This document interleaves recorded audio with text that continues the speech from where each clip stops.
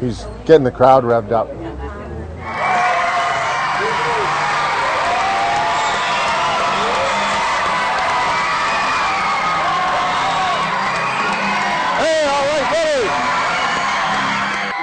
Brad and I were just talking. We were saying this is our second school. I don't know if you guys are as loud as the first school. So I think we're going to have to cheer. No, it's awesome being here in Dundas. It was awesome on the rink yesterday, giving the hockey clinics, and in the park yesterday. I think the whole town was out for an autograph to see ourselves and the other guys that are here, and the Stanley Cup was in town. It's just been a great day yesterday, and as Dave said, this is our second school, and you guys just beat the other school hands down with your cheer.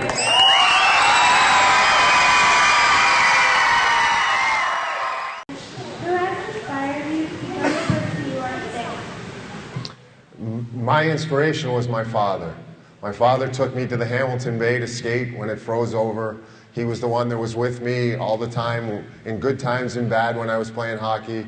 My dad is the guy that I looked up to and got me to where I am. And maybe when I got into the NHL, he followed me around. It was fun, but my dad is my inspiration.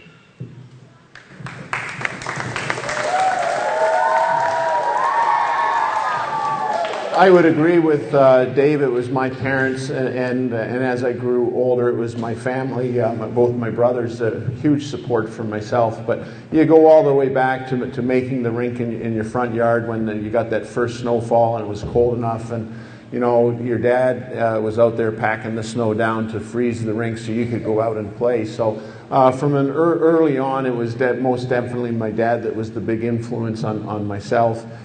Hi, my name's Natasha. And how old were you when you started skating?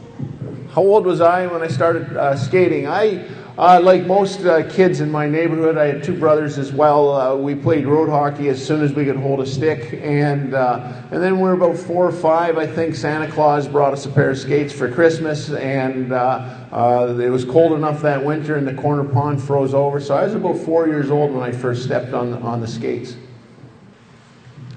I was a late starter. I never started skating till I was 8, which now is really late. But I was 8 years old, and like Brad, I got a pair of skates and I went across the street to McCassel Park in Hamilton and started skating there.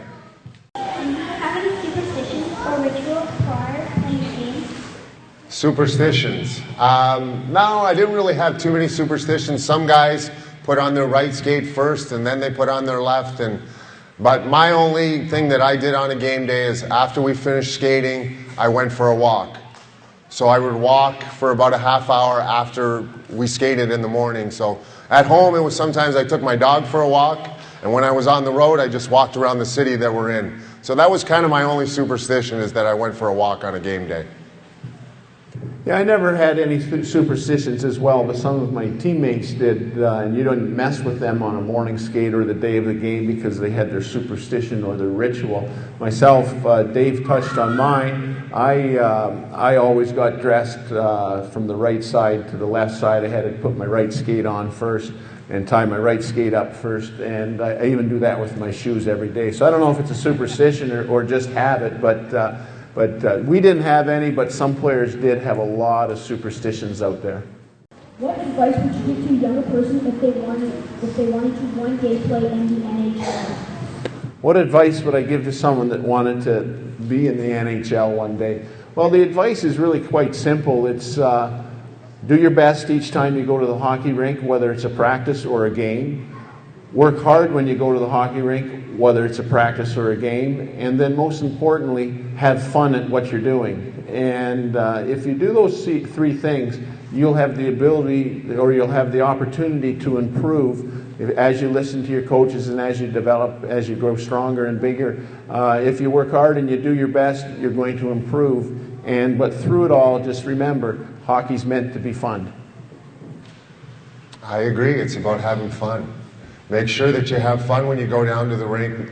First of all, you have to listen to your coaches and listen to your parents. But I think, as Brad said, it's about working hard, enjoying the game, having fun with your teammates and everybody that's around you. Why did I retire? Well, when you start to get gray hair, that means that you have to retire. No, I retired in 2006 after playing 20-something years. It was time for me to do something else. In my case, I lost my hair, so it was time for me to retire. So Dave and I have a question that we want to ask you guys, and it happens to be about the game tomorrow night. I'm cheering for Ottawa. Dave's cheering for Buffalo. So we want to ask you guys, who's going to win the game tomorrow? All of you that are cheering for Ottawa, cheer now. Okay, all of you that want Buffalo to win. Oh, the school visits were awesome. It's neat to see them. They're full of life and full of energy. Oh, we're getting mobbed. We're getting mobbed.